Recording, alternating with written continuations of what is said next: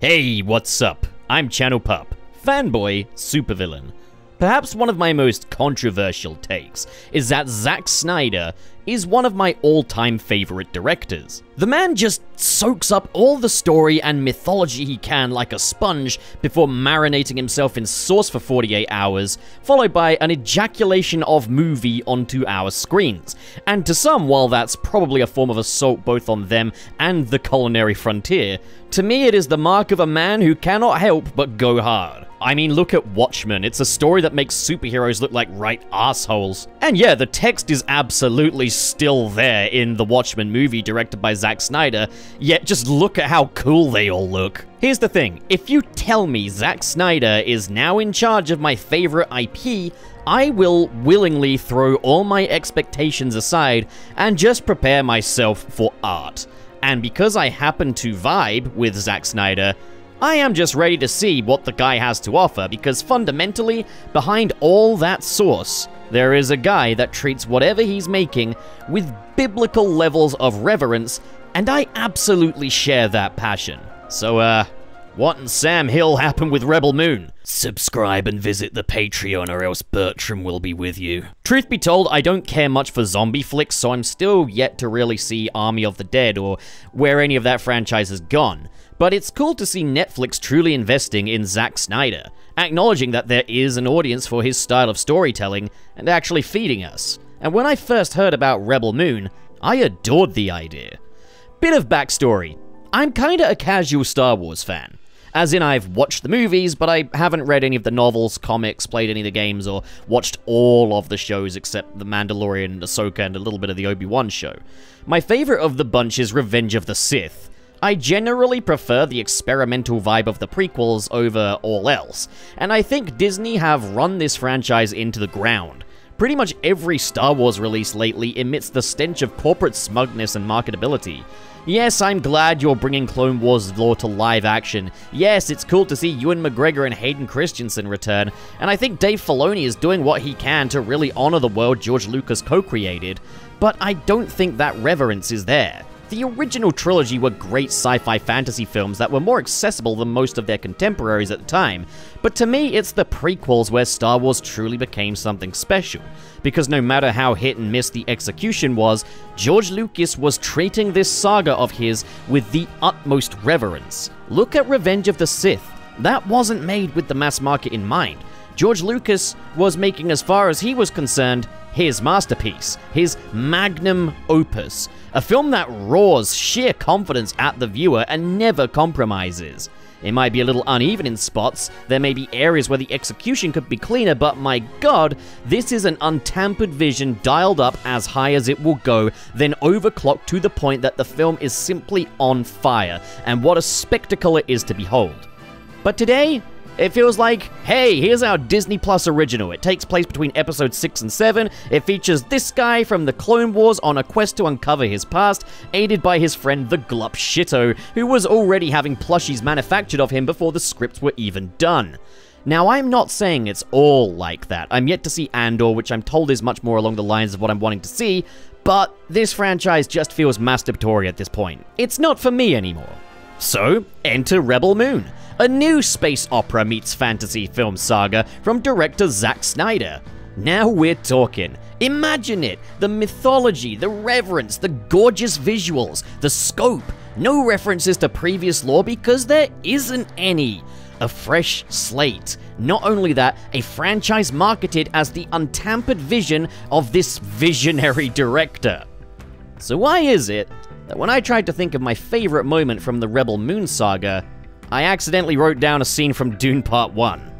So ahead of the release of Stardew Valley Wars Part 1 A Child of Fire, it was announced that not only would we be getting 2 Rebel Moon movies, one in the winter of 2023 and one in the spring of 2024, but we'd also be getting director's cuts and a mobile game tie-in and... Wait, hang on.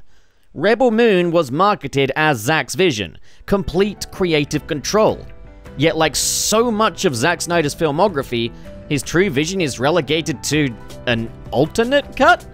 So Zack Snyder is no stranger to director's cuts, with his versions often being far superior to the vetted versions deemed fit for mass consumption by the studios.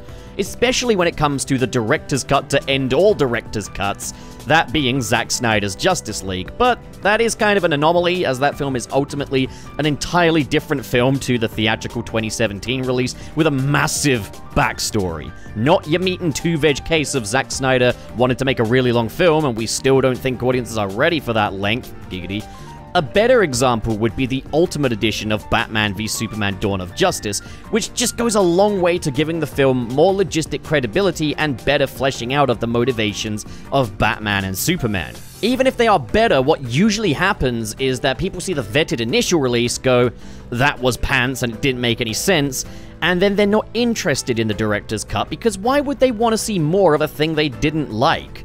Then the folks who saw the vision, even if they recognize the flaws, will seek out that director's cut, see just how much better this would have worked out had they just stuck with Zack Snyder's original plan and not gotten cold feet about R ratings and 3-hour runtimes, but by then it is just kind of too late. Batman v Superman: Dawn of Justice isn't remembered by the general public as that film that had an awesome director's cut. It's remembered as one of the biggest failures in blockbuster history, which sucks because I think that Ultimate Cut really does prove that that is not a fair reputation for it to have. But hey-ho, allow it waste, man, I guess. With a DC film, I can loosely understand this because there's a lot of kids out there that want to see these characters come together on the big screen. So an R rating is kind of going to kill that dead in the water. But with Rebel Moon, an original IP, Zack Snyder is free to target any demographic he wants, and because it's streaming on Netflix, home of the binge model of viewing, surely there's no reason to declaw Rebel Moon. Just let it play out at 3 hours a pop. After all, if viewers can sit down and watch 9 episodes of a TV show back to back, surely a 3-hour movie is nothing. But no. From the jump, we were clued in that we'd be getting Rebel Moon Part 1 and 2 in the space of a year, and then director's cuts. The director's cuts clocking in around 3 hours each, being R-rated, full of sex, violence, and swearing. And yeah, that does seem to be the big marketing push for Rebel Moon's director's cuts. Lots of sex, violence, and cursing, as though Zack Snyder listened to the Family Guy theme tune and thought, fuck that. Not only that though, the director's cuts will have different titles, making things that bit more confusing. Imagine you are the biggest Rebel Moon fan who somehow never goes on the internet and you're like, oh boy, Rebel Moon, Son of Sun and Night of Night just dropped on Netflix. And you watch the film and you're like, hang on, this not only retreads events from the previous films, it contradicts them. But I guess that won't matter, because if Snyder has anything to say about it, you'll be furiously jerking off to the explicit sex scenes. And for scenes that do match the initial releases, they'll be using different takes? This sounds to me like Netflix were pitched a film that needed an estimated $200 million budget, and they decided to throw $400 million at it, and then everyone involved was just unsure how to justify that budget, so they just decided to make multiple movies. I can't help but wonder whose decision any of this was.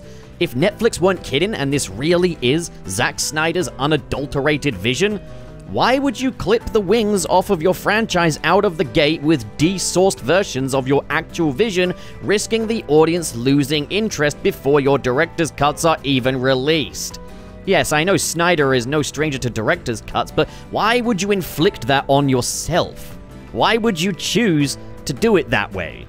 More realistically, I think Netflix just learned the wrong lessons from the Snyder cut of Justice League. It was one of the most talked about things for a good few years, so they decided to market Rebel Moon as the entire life cycle of the Justice League movie from 2017 to 2021 all in one go, promising us superior director's cuts that are completely different movies before the initial releases even drop. Maybe it's the desire for Rebel Moon to become a household name, a bigger franchise than it would be if they just released the director's cuts from the jump. I hear arguments that maybe Zack Snyder should stop trying to make R-rated 3-hour movies in the first place if he's going to constantly be required to cut them down, but at the same time, I'm willing to take a BVS theatrical cut if it means I can get a BVS Ultimate Edition with a 3-hour runtime and R rating. Whatever it takes to appease the studio and let Snyder be Snyder, but to be honest, I think it would be better if the studios just relented and let the guy make a 3-hour movie and release it as a 3-hour movie. Especially if it's on a streaming service, when you don't have to worry about screening time slots or anything like that. But alright then, at the end of the day, the #1 way to win people over to a franchise is to make really good movies. So if those initial releases are still good movies, it should be fine, right? We have our initial releases. We got Rebel Moon Part 1, A Child of Fire, and Rebel Moon Part 2, The Scargiver, that will launch the Rebel Moon franchise, finding a massive audience in families, Snyder fans, and probably be the next Star Wars.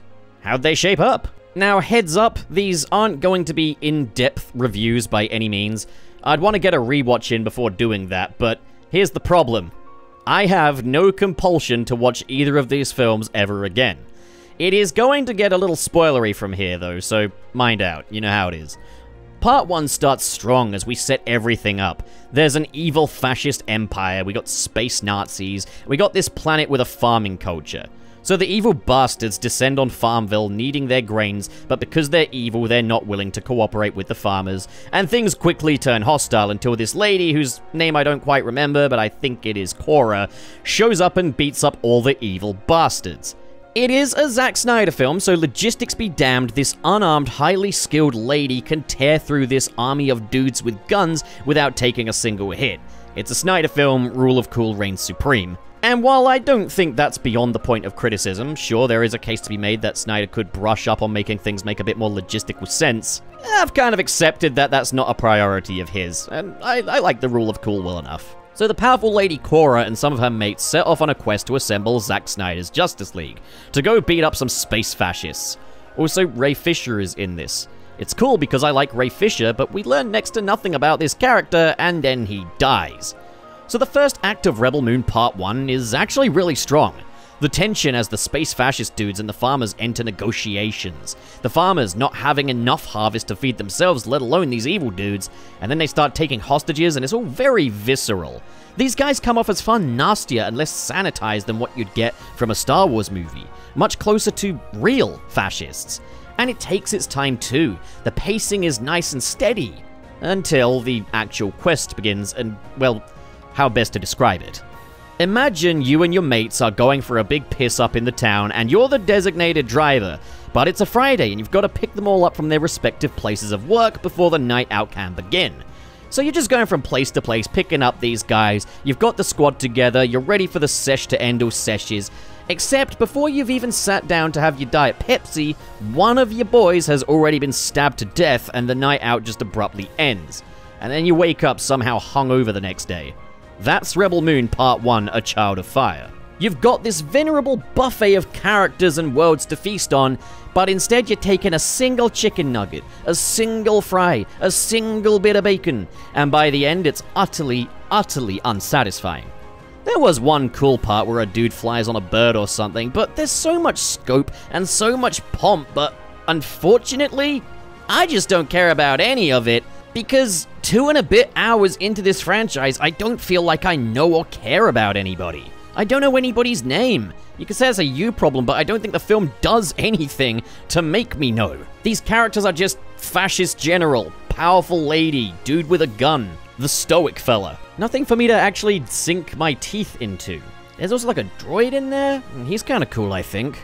Evil villain dude gets iced, ends up in a Bacta tank because that's not derivative, and dubs Kora the Scargiver.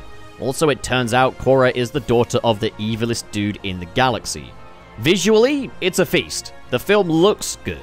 Snyder was his own DOP this time, and while I don't think the film looks as nice as his collaborations with, say, Larry Fong or the other DOPs he's worked with, it does still look nice. Again, less sanitized than your typical sort of franchise fare. But with Part 1, A Child of Fire, we're really just dipping a toe into this big deep pool of potential lore. With that first act, it felt like we were really going to dive into this universe, but we just didn't. In the end, it's a film that feels hollow and shallow and doesn't really compel me to go back and see more.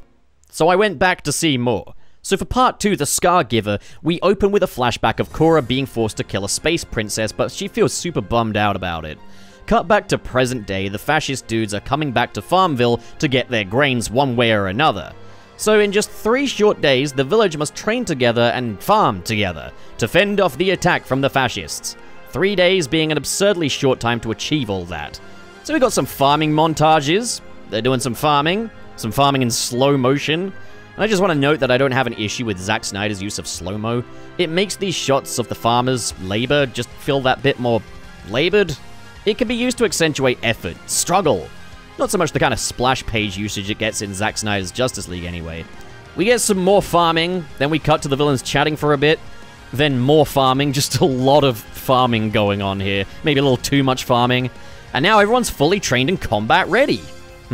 I think there's a lack of congruence between what's going on in the montages and what was achieved. So I can see that they're trying to make us care about the characters, as there's this little Last Supper scene where this lady has prepared gifts for her comrades, and it's kind of sweet.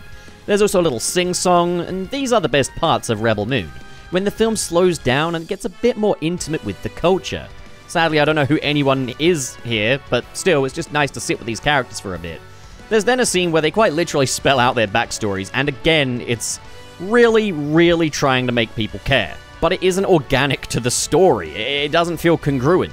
It feels like this is the action and this is the character stuff. It's not interwoven very well. So the evil dudes swoop down and it quickly turns into an all-out assault, and the rest of the film is just complete action. And hey, Snyder does do action well.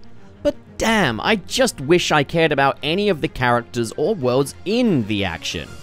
It must be said, it's also a bit of a step down from Snyder's previous action works. Especially when it comes to this scene with the lightsaber, whatever that is, lady, where you can clearly see dudes just waiting their turn to get killed. It's not uncommon for films to do this, but it is sloppy every time, and especially given Zack Snyder's track record of great action, it doesn't cut the cheese. So the main villain dude is just like, you know what? Fuck the grain. I'm gonna go to this bigger ship and blow up Farmville from the skies above. But Kora and her BFFL go up and stop him. But there's a sacrifice. Kora's BFFL is no longer her BFFL because he takes an L, and with that loses the L in BFFL. Man, wit does not come naturally to me. Anyway, a lot of folks die, the main bad dude dies again. Kora receives the news that the princess she killed in the flashbacks is still out there. She survived because she's kind of like a space Jesus kind of deal. So, Kora swears vengeance on her evil pawpaw, setting up part 3. But we'll be getting the director's cuts before that, meaning the viewing order for this franchise is absolutely insane. The ramblings of a mental patient. So, wrapping up the part 2. On paper, I like the Last Supper scene, which was apparently adapted from Zack Snyder's plans for Justice League 2, and I can absolutely see that. It'd be a cool scene if these were characters that I actually cared about. Rebel Moon Part 2 is weird. I think I do prefer it to the first one. There's a bit more substance here, and a clear effort to at least try to get us invested in the world of Farmville and its expanded cast, but it's too little too late, and the overall structure of this one is just clunky and weird. Montages on top of montages, flashbacks on top of flashbacks, all before the second half is just all-out action. It's such a structurally messy film considering how basic the story really is here. And that's the thing, is the story isn't really doing anything to separate itself from Star Wars. Farm planets, evil empires, the main protagonist is the daughter of, like, an evil dude, and there's some space battles. Yet far less is achieved in all of the bluster of Rebel Moon Part 1 and 2 than was achieved in Star Wars Episodes 4 and 5. And yeah, on top of that, the allegories are a lot more on the nose. These fascist dudes, you know exactly who they're supposed to be. I'm probably a lot more merciful on these films than most others have been. I mean, those approval ratings are absolutely dismal. With these first 2 releases, Netflix have effectively killed interest in Rebel Moon from a mass market perspective right out of the gate. Do I intend on watching the director's cuts? Yes, because I like Zack Snyder and I want to see what he really had in store for these films. After these 2 films, though, most people are not going to be interested in revisiting Rebel Moon, be it a sequel or an alternative take. And I mean, as it is, alternate takes are a hard sell. At this point, casual viewers and fans alike have invested 4 hours and 20 minutes into this saga, and that's only counting those who bothered to sit through both parts we have so far. After 4 hours and 20 minutes of obviously hollowed out, structurally inept fluff, do you really expect general audiences to come back for another 6 hours when most folks have already written this franchise off. I don't think Netflix trusted the general audience to vibe with those director's cuts, so instead they gave us these 2 overlong empty blockbusters and then expected us to come back for the full experience later. Talk about taking your audience for granted. I cannot believe that this is the singular vision that it was marketed as. I do not buy for 1 second that Zack Snyder would have wanted to release this saga this way. I don't know why anyone would. The entire marketing of this thing ultimately revolves around, hey, there's a better version coming later. Then what's the point of these 2 films other than to effectively sabotage what could have been a really interesting niche franchise? This has to be one of the worst franchise rollouts I've ever seen. If this is Zack Snyder's call, I gotta ask, what are you doing, dude? If this is Netflix's call, Warner Brothers are already the reigning champion of the let's screw over Zack Snyder games. Trust me, you will not be winning the golden belt in that contest. You're not that guy, pal. Trust me, you're not that guy. But what does this say about the greater film industry? About the studio system that doesn't believe that we could possibly digest an R-rated niche franchise, but believes they can build the next Star Wars out of fumbled first impressions and expecting people to seek out director's cuts? I mean, geez Louise, is it that hard for people to just be expected to sit down and watch a long movie? Are R-rated films suddenly such a foreign concept? The idea of crafting a franchise out of R-rated space films sounds so cool on paper, but it's safe to say someone on board got cold feet, and now the audience is no longer on board, and you only get 1 chance to make a first impression. Also, footnote, okay, the Rebel Moon video game. I'm gonna say this, looking at Rebel Moon Part 1 and 2, I do think Zack Snyder has an amazing vision for a video game here, and I would love to see a Rebel Moon video game. But, that isn't happening. At least, not in the current form that I understand it. According to Variety magazine, game developer Evil Genius are suing Netflix. Why?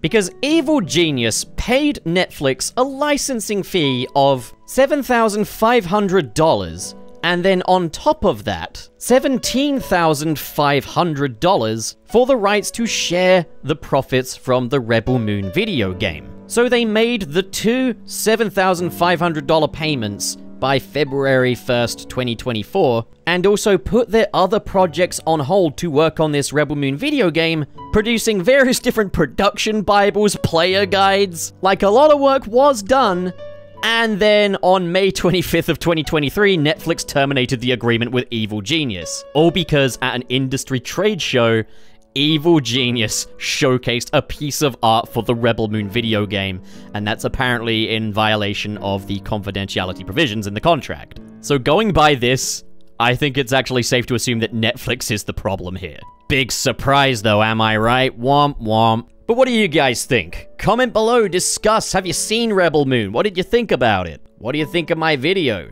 As always, if you enjoyed this video and you want to support more like it, be sure to hit subscribe, hit the like button, and in the description below is the link to my Patreon page, where for as little as $1 a month, you can get your name in the credits of these videos, with a special shout out going to the patrons in the $5 and above tiers. We have RT0, Wilma, CalX, Hypes, Glad Goku, Dare Denny, SSS06, Kale Bennett, Ken K, Dazzle Fizzle, Hypermecha SP, Cyrus the Skeptic, Biotin, oh no, I've used up all the helium, what am I meant to do now? And Vera Wild. And real quick, I would like to give a quick thank you shout out to the newest patron. We've got KPX1. Thank you so much. Thank you folks so much for your generosity.